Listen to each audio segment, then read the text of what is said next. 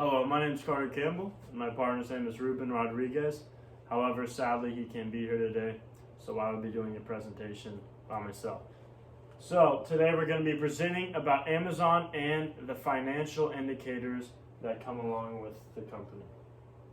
First off, we got the overview of the company. Amazon is an internet-based organization that sells books, music, firms, houseware, toys, electronics, pretty much anything you can imagine that you would need for your everyday life. You can find it on Amazon. And they either sell it directly or as a middleman for other vendors or other users of the website, Amazon.com. Amazon, not only does Amazon just sell goods, but they also have a large margin of the company which involves their shipping. And I'm sure a lot of you have heard of Amazon Prime and their one-day shipping, and they do make a lot of money from that. And it's definitely a unique deal that has made an impact on the way goods are shipped in the past couple of years. And Amazon was actually first incorporated in the state of Washington in 1994. However, they were reincorporated in 1996 in the state of Delaware. And now this being said, their headquarters still remains in the state of Washington in the city of Seattle. Next, we got a commercial of how goods are shipped and handled through the company Amazon.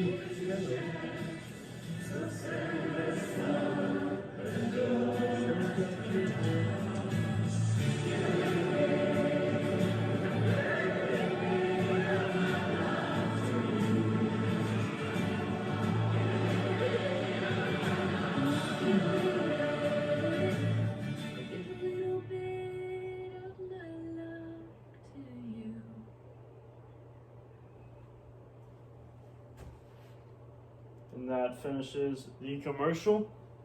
Now we're moving on to the financial indicators of Amazon. First, we're going to start out with assets. Business assets are items of property that are purchased, generated, or benefited by the business.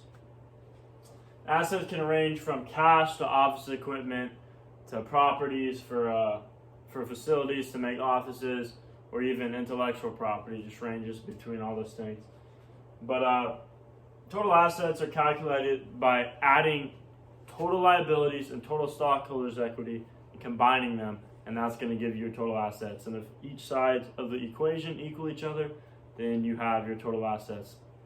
Now, the total assets on the most recent balance sheet for Amazon, which was in 2019, came out to be $225.248 billion. If you ask me, that's a lot of money. And as you can see here, here's the balance sheets. Starts off at 2015, where they actually only had $64 billion worth of assets, and now they're all the way up to $225 billion. And that brings us on to the next financial indicator, which is total liabilities.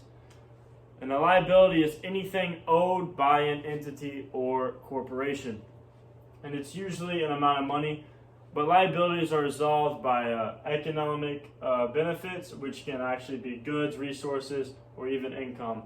And liabilities include debts, accounts payable, mortgages, taxable revenues, bonds, guarantees, and unpaid expenses as reported on the right side of the balance sheet. And then you got the calculation of liabilities, which is basically just the long-term and short-term liabilities. You put them together, and you also get the off-balance sheet liabilities that a company may incur.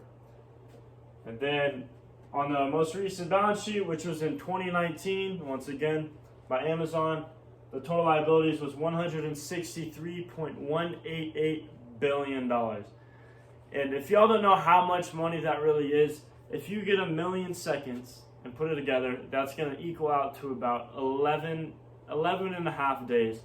But if you get 1 billion seconds and put them together, it's going to add up to 31 3/4 years, which is insane.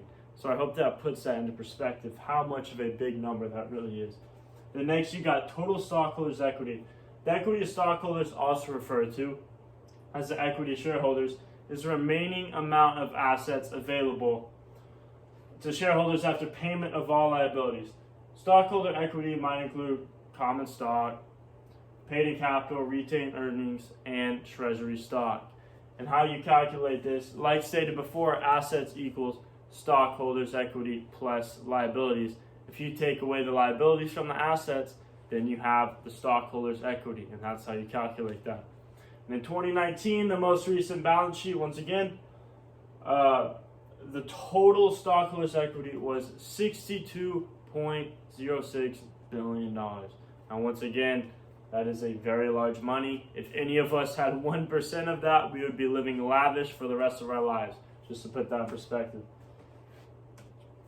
The next financial indicator, we have net income. The net income, which is also referred to as net profit, net earnings, or the bottom line, is the amount earned after subtracting taxes and other deductions from gross income. For a business, net income is the amount of revenue left after taking out all those expenses and all those taxes and all that.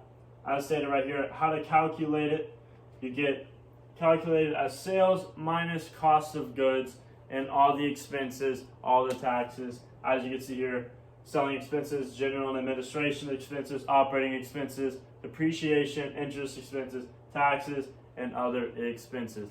Pretty much all that, you take it away, then you have your finalized total net income.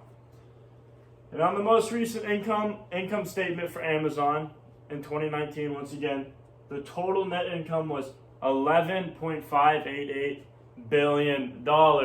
Once again, we're in the billions. Amazon's a major company. All their stuff is going to stay in the billions. Last but not least, we have total revenue. Revenue is the complete total amount of income obtained by the sales of goods, services related to the company's primary operations. And basically how you're going to obtain or calculate total revenue, you're going to get the price of the goods and then the amount of the goods sold, and you're going to multiply them, and that's going to give you your total revenue. And on the most recent income statement of 2019, once again, the total revenue came out to be $280.522 billion, which is insane. $280 billion, that is unheard of.